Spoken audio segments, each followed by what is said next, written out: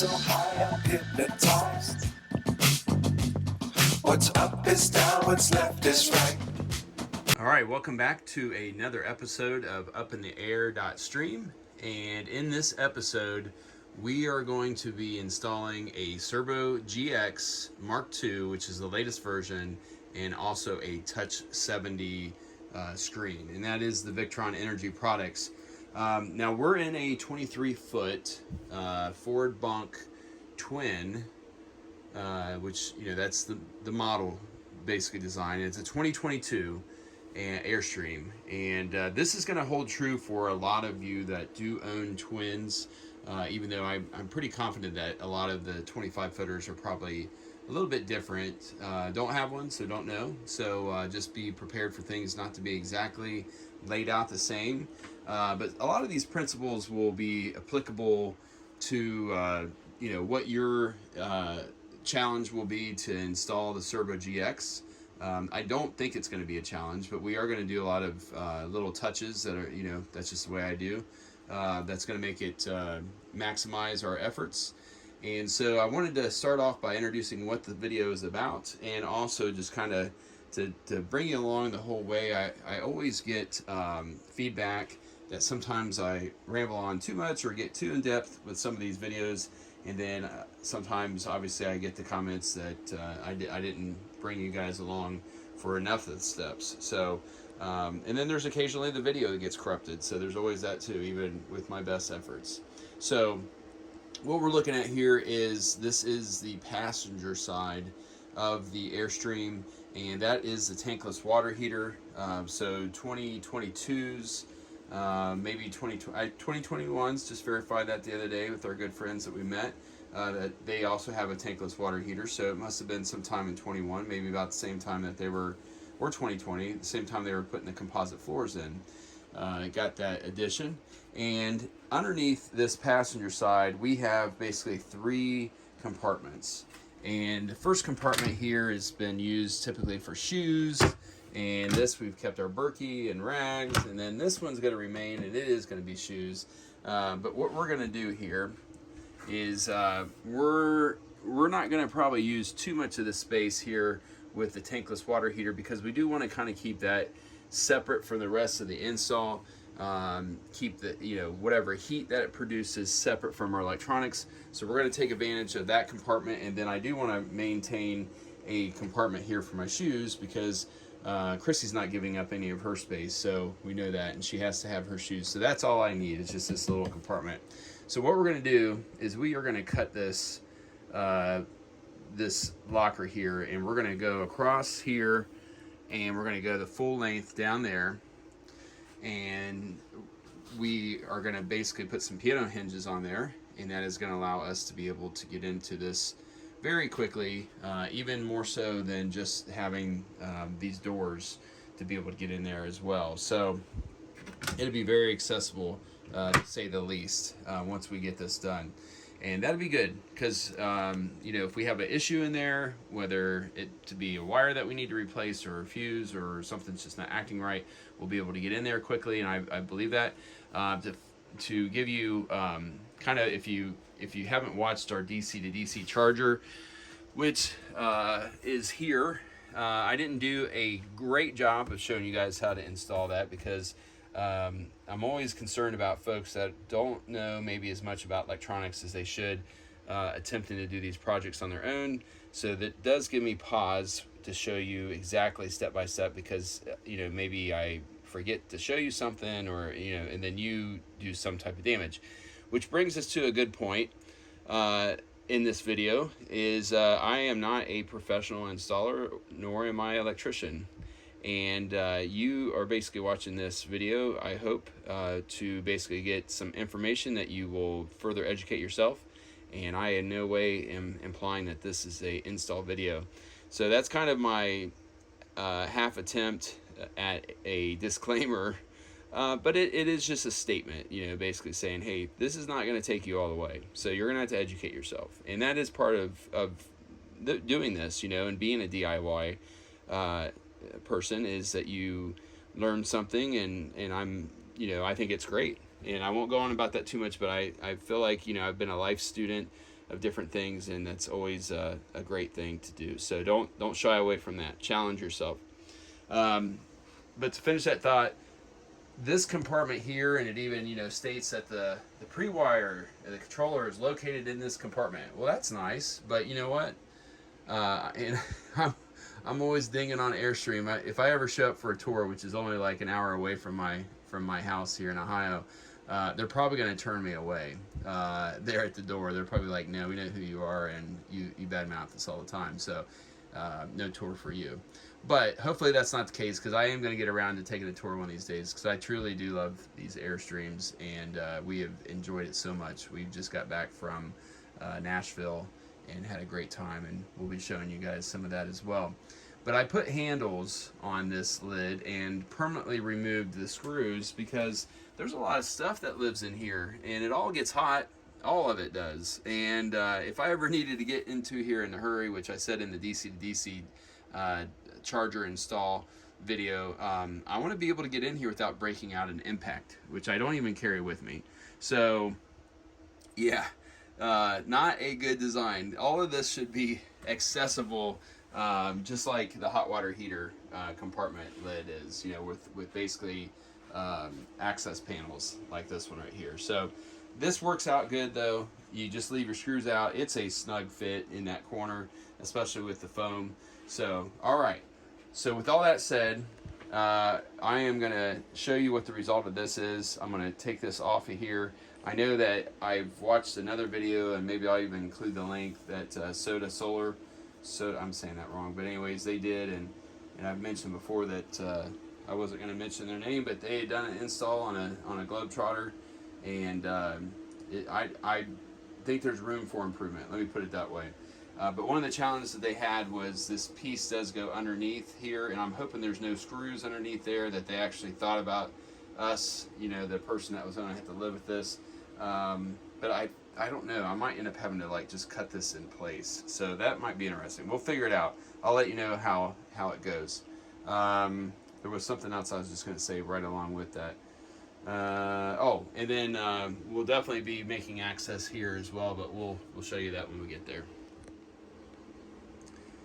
All right, so bad news is, just as I suspected, it appears to be maybe one screw that is holding this corner down underneath there, but no other screws. The piece actually wants to pivot right away, and so I believe it's just one screw, because the whole top here just wants to turn away. But that one screw is going to cause me havoc. So I might see if I can go down through the top here to get to it, but I'm doubting it. But the good news with the bad news, the good news is underneath here you can see like a cable going upward, and the camera's doing a good job actually picking that up. And that is our inverter actuator or control panel cable, and then a couple other small cables like our Victron Energy VE direct cable that's going to our monitor. And then literally just the two screws, these things right here that the little caps come off that you see here, those white caps, those come off, two Phillips head screws, takes it away from the wall, and then now you have access to get to these the Victron Energy. So that is super easy, and that is going to be super easy to fish my new cables in there as well, my VE direct cable. So that's I'm pretty happy about this already. Yeah, this is definitely going to be easier than I thought it was going to be, because I was worried about having to fish stuff. But I mean, just this little vertical tube here in the corner is all I'm going to have to fish through, so that's going to be super easy. And I can actually use like the inverter cable to fish down through there. Now the Cerbo is going to live at this end, because the touchscreen is the cable is only so long, and it's a USB and HDMI cable together. And then the Touch 70, to be more specific and keep the confusion level down, is going to actually go right here, because the Victron Energy monitor for the solar controller, the MPPT solar controller, is no longer really going to be necessary. So instead of leaving that in place and having something that I probably would never look at once, we have this really nice touch screen, this Victron Touch 70 there. We're not going to need that, nor are we going to need this panel right here, which is the power inverter remote control, because in case you missed it, and I wouldn't expect that you would know for sure, but in the previous video I had mentioned that we are going to install a Multiplus II in here, inverter, and also I'm looking at this, and we are also going to squeeze a lithium 460 amp hour battery in here as well.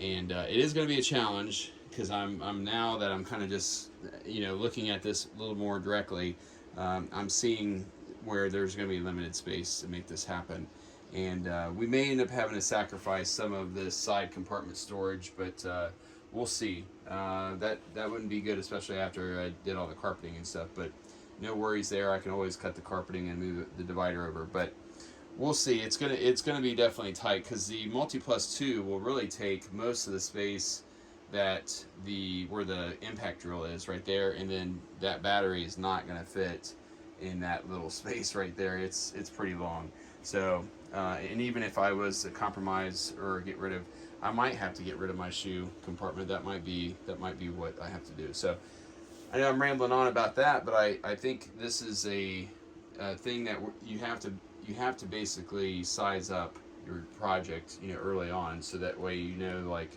you're not gonna have any big surprises later down the road, and also order parts. So all right, moving on. All right, so even better, this little panel comes off, and that actually even exposes where the wires go up. It's like literally 2 screws, and like I said, it's gonna be easy enough to just fish that through there with a fish tape. This is what the panel looks like here without getting you dizzy. Left the bottom screw in there so I know how it's oriented. But anyways, but this cable, as poorly as they did tape it, is taped around there. This communication cable that goes to the inverter, and I'm gonna want to have that. I may end up having to. I don't know if I'm gonna be able to pull it all the way through. I doubt it, because it looks like it goes along the body here in the back, and it's probably surely taped or put, so I might have to order a new communication cable for the inverter, because that is going to be sold. I think it's just a phone line cable, really. So taking that panel off may not be that much use, but maybe I'll just be able to get rid of some of that cable, so if anything. All right. So I have noticed, like, there is a lot of like wasted space right here, but kind of understandably so, since this hot water furnace probably does get warm. However, I'm gonna consider reclaiming a lot of this space right here. So that's gonna be part of the equation. But then the real purpose of this little segment of the video is to show you kind of what is going to take so long for me to do this project, because I am going to have to like rework a lot of the electric along the way. So what we are looking at the AC outlet on the exterior of the passenger side of the Airstream that's underneath like your awning. And as you can see, like, this is supposed to be in the split loom, and I would hope like there would be some amount of tape, at least quality tape like Super 88, like 3M tape, wrapped around this, but of course there is not. So these wires literally just going down the road, they just kind of bouncing around, all the time. There's nothing holding them. So what I'm going to do is I am going to utilize this split loom. This is literally how it was. So this is just Airstream's work, and it is disappointing, because like this is just unnecessary. Like none of this right here should be done this way. Those should be short, and then shorter. All that excess is not necessary. Luckily though, they're Wagos, so that's cool. At least I can shorten all these like super quick just by cutting the wires. But that is kind of the point, right? Because they could have done that as well. So this is going to go, basically it's going to go from like this holder here directly up, you know, here where there's no wire that's just bouncing around in here, this excess wire. So yeah, it's frustrating. And then, you know, like I mentioned previously in a video, I actually met a lady that works in the electrical department of Airstream, installing electrical systems, and she was taken off the sewing department. So she might be watching this, I don't know, because I did tell her what our YouTube channel was. But she used to work in the sewing department, and then they moved her to the electrical department. And I asked her why, and she really wasn't specific, but she alluded to the idea that she knew nothing about electric before she was taken from the sewing area. And I joked and maybe, you know, said maybe that was an improvement for her, but it was so forced. It was forced. All right, so I won't go on about that too much, but they, you know, the folks there are super good workers. I mean, Americans, they make a fine product, and I just wish stuff like this wasn't the way it was, you know, because when you install this, just, you have wire strippers. I mean, you know, I get like some of this is probably all like pre-measured lengths, but just strip it and just, you know, cut this and make it so it's safer. That's the biggest issue, is like, this isn't safe the way it is. These wires are just bouncing around in here, rubbing against each other. And yeah, so that's my point. It's not safe, and it doesn't look great whatsoever. So that is the point. So all right, so I went in there and cleaned that up. It looks better than it did. It's still not perfect.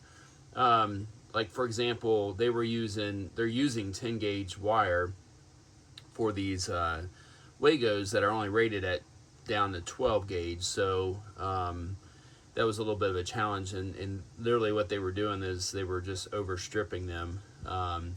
So I sort of did that, but also because of the fact that the Wagos aren't rated to you know, exactly to hold those wires, I tugged on them good. They're not going anywhere. But you know, an extra step that you can do with Wagos is you can actually, you know, take some electrical tape and go around the levers or levers, however you want to say it, you know, of the Wago, and to secure it, and then continue down off the Wago onto the two wires that you are splicing together, and that will keep them from the possibility of them backing out and then having an exposed wire.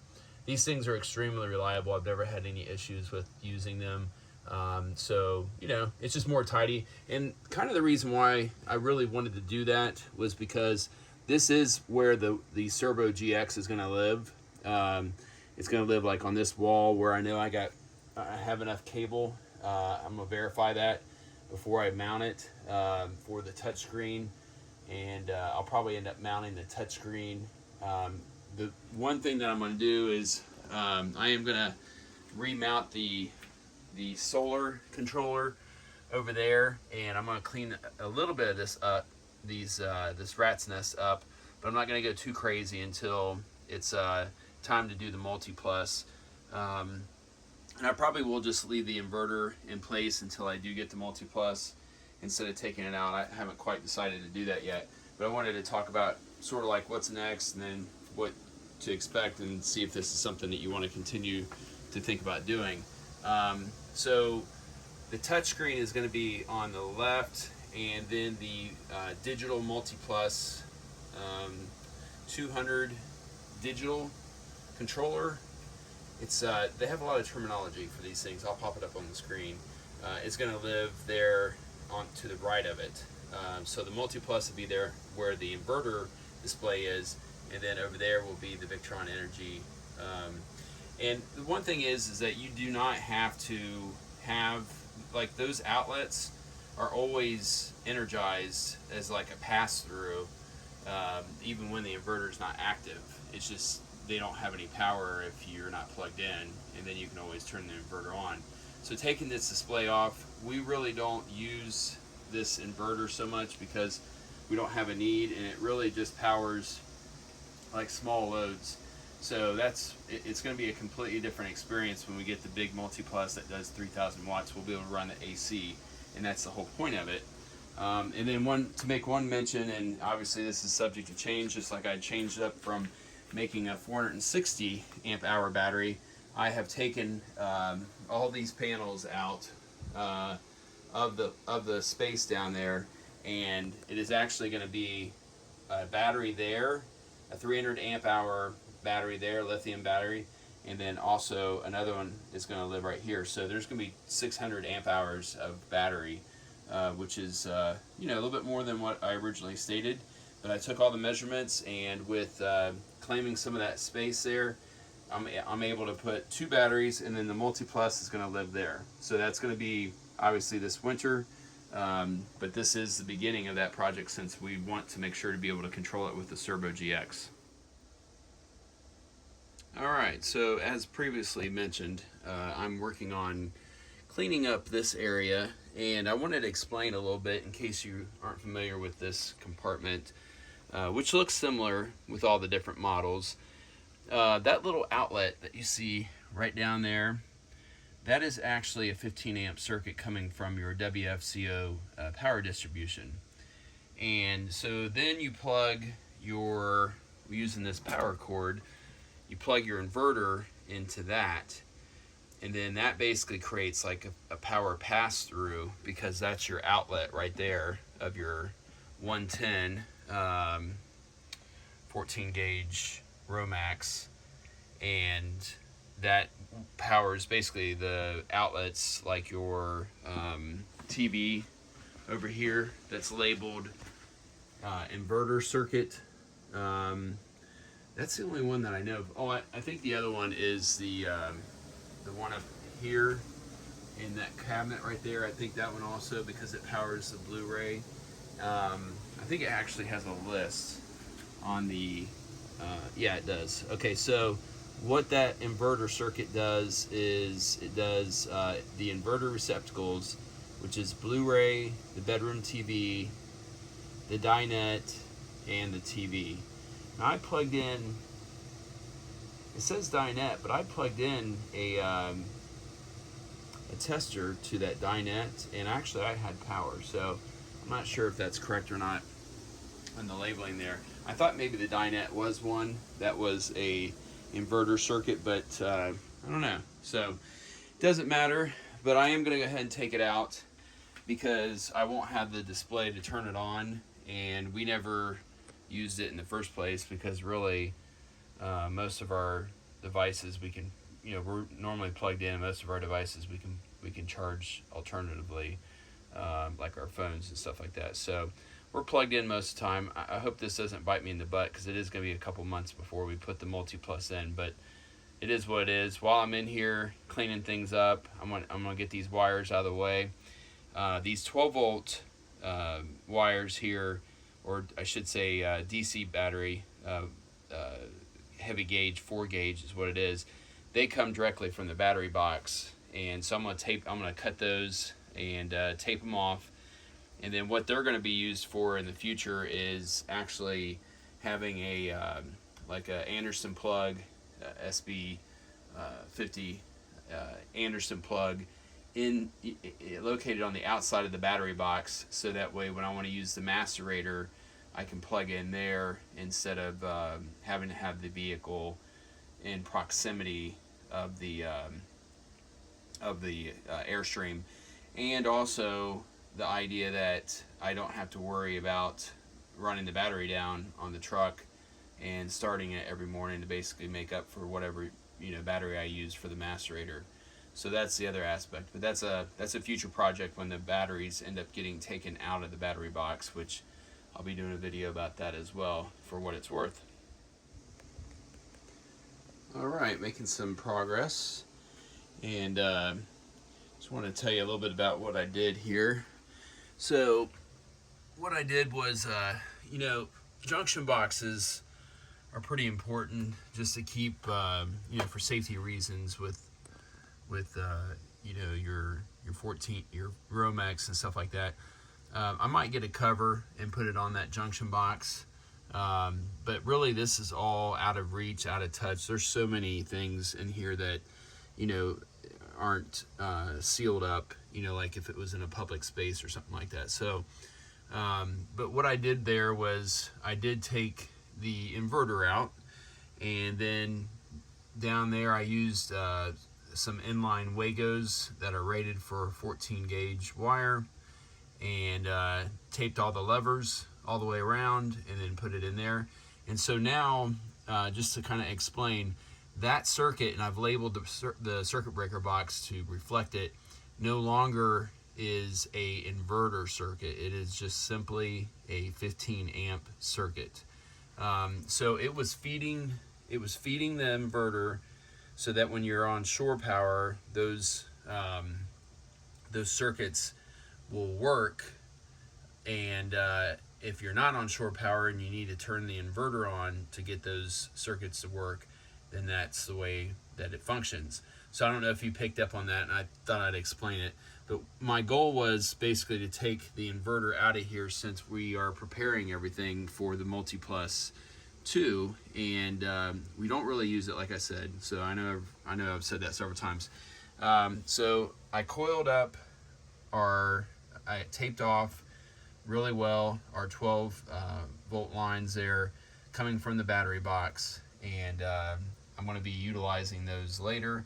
Especially, I'll be utilizing that ground cable there for the Multiplus as well, the heavy duty ground. So what I have now is, once again, like, just to be critical of Airstream, I am going to mount this solar controller, because they literally just lay it in this compartment. It's just wedged down in there, and obviously that's not good because you're bouncing down the road. I'm also going to put another screw in this 12 volt panel box, because it just bounces around as well. As you can see, I mean, roads being rough, this is just going to keep on cycling back and forth, which is eventually going to cause these just stripped copper wires that are poorly stripped at that. I mean, you can kind of see like the shoddy work right there. I'm going to redo that, because there's no way I'm going to be able to live with that. So but I'm going to put ferrules on. The other thing that they do is, it's dark out, so this is a good time to do this, is they don't put ferrules on these wires for the solar controller either. So I have my ferrule tool, in case you don't know what that is. It's like a ferrule tool, and then these are all the ferrules, and what it's going to do, it's going to crimp a hexagon piece of tin on those copper strands to kind of keep them all together.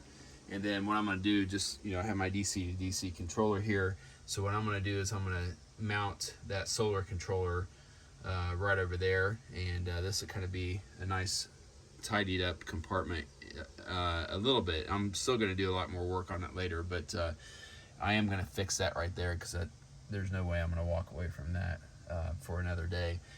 But all right, yeah, and then I'll start taking out the wires there, and make preparations for the touch screen, the Victron Touch 70, to go in. So it's a good time to take a little bit of a break in the action. My wife works nights, and so I've been kind of hitting this hard. I was getting a little groggy last night, and so stopped early this morning and got back at it again. But the compartment here, I've got the lid off of it, because this is the 12 volt distribution box, and I did mount the solar controller over there. I'm not sure if I'd showed you that or not. What I'm going to do though is I'm going to add a 6 fuse panel Blue Seas circuit box, or circuit panel right there, and you'll see it when it gets in there, so you'll know exactly what I'm talking about. And then also right beside that breaker, another 30 amp breaker. And so what that's going to do is, I know I could easily run the Cerbo GX and also the Smart Shunt. The Smart Shunt later, when the Smart Shunt gets moved in from the battery box internally here. I could easily run those off of the Lynx distributor, but it just, I don't know, it just seems a little problematic. I'm sure it's not. It's probably very easy, and once I have it, you know, opened up, I'll be like, yeah, that makes sense. But I do like the fact that, you know, I'll be able to just lift this lid off and replace a fuse. I like the fact that they're individually fused. I know there'll be other things as well that I'll want to, you know, end up running 12-volt power to, that this will come in handy. So yeah, so that's my thought there. And then still on track with the idea of putting the Multiplus in that compartment. I went ahead and ran into this compartment, which is where battery number 1 will be, and then battery number 2 will be here. The Epic, I always forget how to pronounce it, batteries at 300 milliamp hour each worth of batteries, and that is the ground cable. That's the positive and negative cables, battery cables, and those will be going to the links distributor, which will mount up there. I'm going to have to raise this up so that I can overlap the hinges and use every bit of the space so that the links distributor, fingers crossed, will fit in there. And then I have drilled some like pass-through holes there as well to pass the negative and positive battery cables, the large gauge ones, into the Multiplus that will be here with the, and it'll be mounted on its side. And then I'm going to use like 80-20 is the idea, to get it where it is kind of free floating and not flat up against something. So I think it'll get a little bit more air. Now obviously we have these slots here in the top, and I think that's going to be plenty of ventilation because you know, I do plan on maybe putting a fan. I think I will put I think I'm going to put basically a temp sensor in this compartment, but as well I'm going to put fans over there in that corner because of the fact that that compartment gets really warm, even though, you know, they didn't put any fans in there. They just basically put like some grates, and then I'm going to put grates over there as well, and you'll see that in the future as well. So hopefully I'll make sure to show that to you. So I have like these little like basically edge protections, pass through little grommets or glands, whatever you want to call them, and then down there as well. I might end up trying to like scrub this down a little bit, but it's going to be hidden. Once the Multiplus gets in here, you're not going to be able to see it as far as the Formica there being marred up.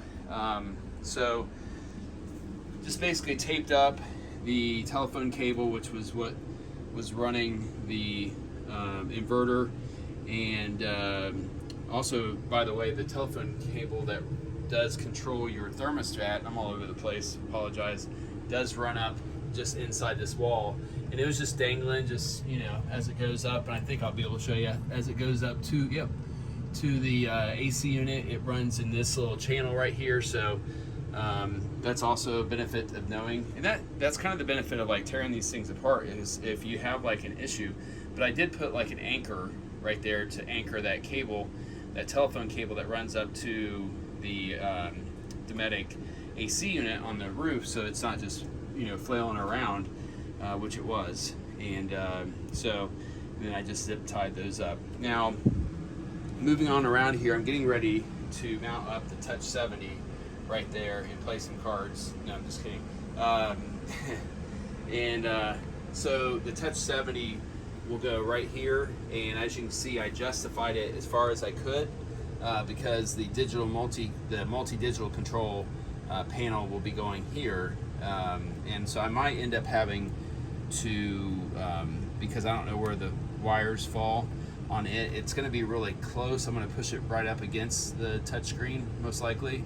I don't know if this hole is going to line up or not, so I might end up having to drive, you know, a smaller hole or something like that. But I know the panel will most likely do a good job of like covering all this up. So, and this is kind of working out too good as well.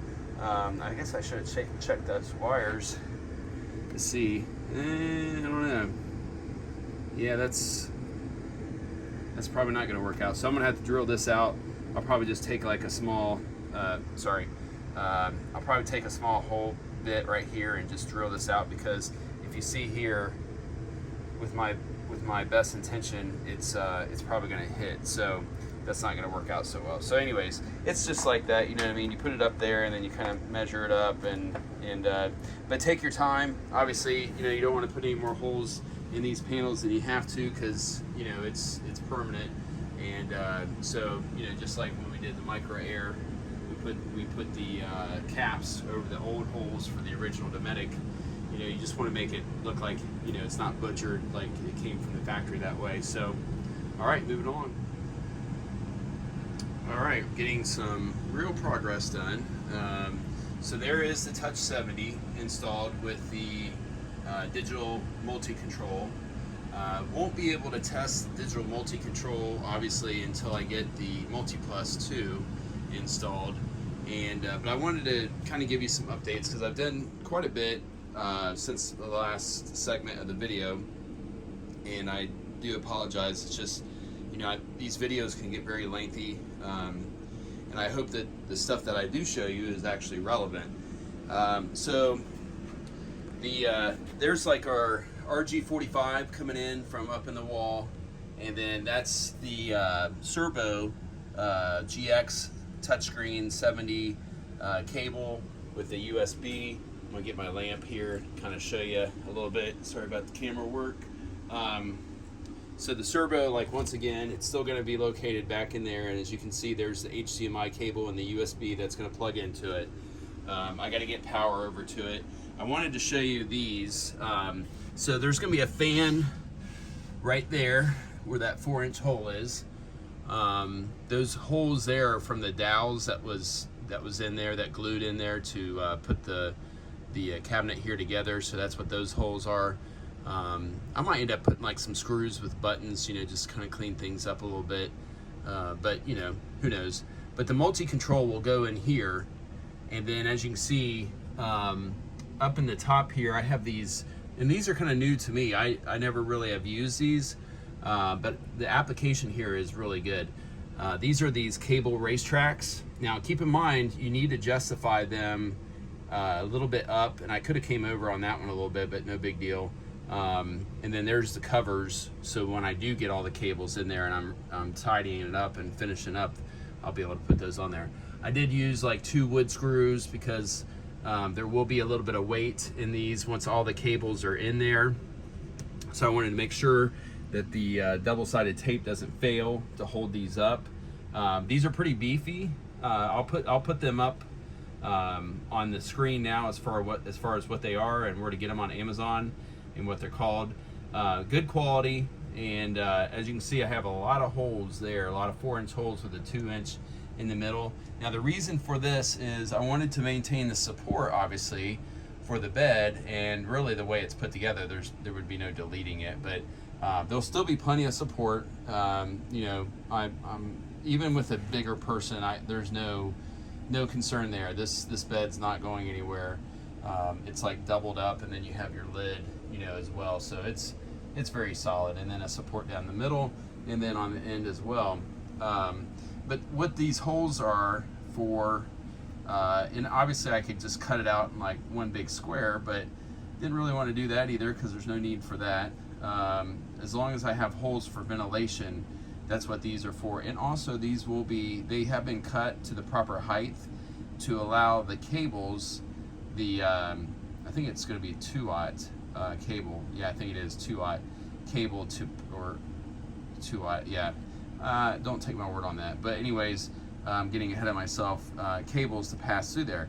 But the top races there with the glands, the 2-inch glands in those holes, this will be where like communication cables, like the VE direct cables run through there, and then like smaller gauge wire that are coming from my bus bar, my fuse block, that is. I'm going to show you that next when I get it completed, the Blue Seas fuse block. Those wires to go to power the Cerbo, and wires also coming down to power the shunt, where the Victron is going to be located behind the batteries in this compartment. That's where those items will be powered, and then also power to run to like the fans and whatnot, because the power actually will be coming from the Cerbo GX over there in the corner, and then going towards the fans that will be located here, and then also a fan mounted on the vent in the front. And I'll show you those when I get those installed too as well.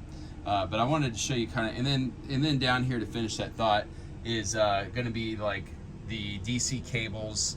It'll be basically the cables that go out to the DC blocks that are in the tongue box, because I'm going to maintain those, and we'll talk about that later. Some people will say, well, yeah, you're just creating a lot more cabling, but I think for like the way this thing is configured and wired currently, I think it's just smart to keep it that way, so that's what I'm going to do. And really in the big picture, this is not a very big trailer, so in my opinion, voltage drop is not going to be an issue whatsoever. So we'll see. Obviously the cables, it's like 4 gauge, so that's not the biggest gauge wire, but as far as the amps that go through there. And then also, like in this bottom race too, will be the I think it's gonna be thick cable. I think it's I'll let you know, but it's like you know, it's obviously 3-wire cable that's got the heavy duty rubber coating on it, and I'm gonna be running that because but actually like one size down, because I just don't see it. I mean, none of the cabling anywhere for the electric is heavier than what I'm going to put in it. I'm actually upsizing it. So even your smart plug cable, none of that's rated at 30 amps is at that rating, and we only have one AC unit, so that's the other part of it. So that cabling going from the Multiplus will go from here and through there, and then down through the floor in that pipe chase that will cross through the chassis over to the WFCO, and then go up into there. And actually it's going to come from that location to the Multiplus and then also back, and I'll show you all that later. But I'm just kind of trying to get you in the frame of mind of like, this is the stuff that you need to be keeping in mind, like from the very beginning, like where those wires are going. And it's the stuff that I kind of like fall asleep to, believe it or not. It's stupid when to say that, but it actually does put me to sleep pretty good. But actually I have some good thoughts in that twilight time of the night when you're not distracted by anything, to kind of realize or visualize everything going out. Speaking of visualization, now that I'm at 7 minutes already in this segment, here is my poor man's Multiplus II 3000, and it's made out of cardboard.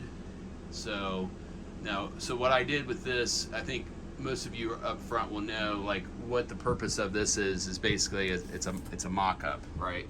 So I'm going to be utilizing 80/20, and so here's what the Multiplus will look like in there. It's going to be a tight fit, and it'll kind of be like right up. Sorry about the work, I was just adjusting it. Kind of like up there. I am going to cut the lid down, the top of the Multiplus that is. So that's the top at that end, and then this will be the bottom. And as you can see, there is room for wires to come into it, and the wires are at the top, and so this will be the top side. And that fan hole that I showed you, that fan will be mounted on the other side, and it will be blowing air directly into the Multiplus.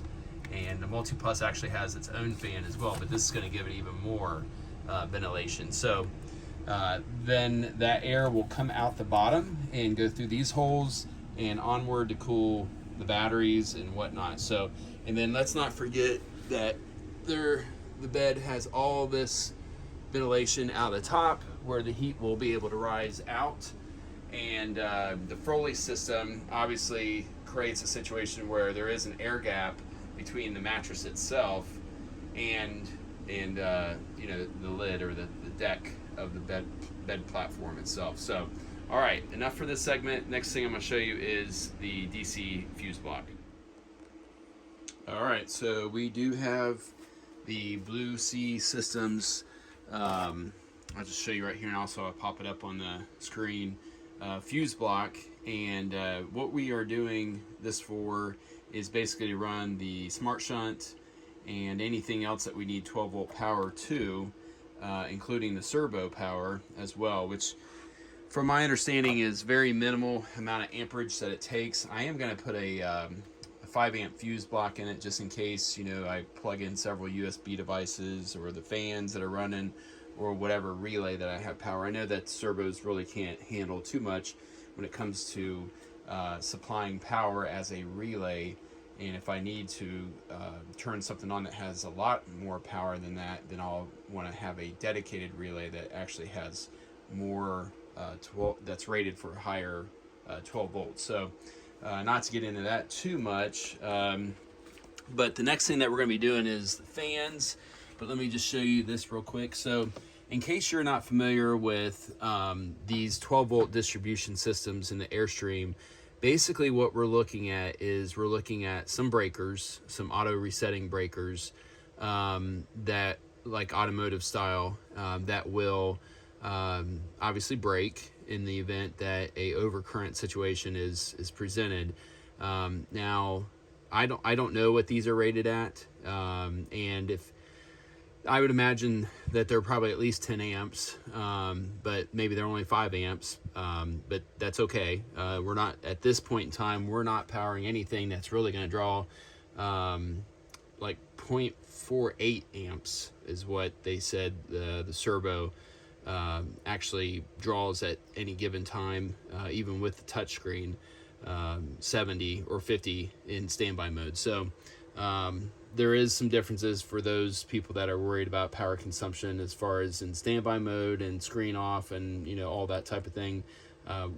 That's not really of a concern of ours, but to put you on a camera angle, as you can see, I've labeled the top post there, and that is our positive bus where our fuses will go, and then that's our negative terminals. So this is a fuse block that does include a negative terminal attachments, and we'll use some ring terminals to make our connections here.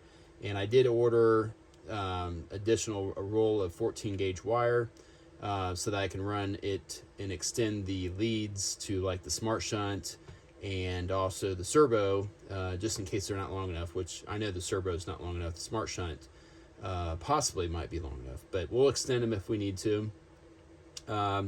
We'll take the inline, we'll also take the inline fuse out, so depending on where that's at, because we don't want to double fuse them. We want the fuses to actually be here located in this fuse block. So that's another aspect of this that you want to keep in mind too, is that you do want to take the fuse out of the supply, because you don't want to be chasing two fuses in case you do by chance overcurrent and pop one.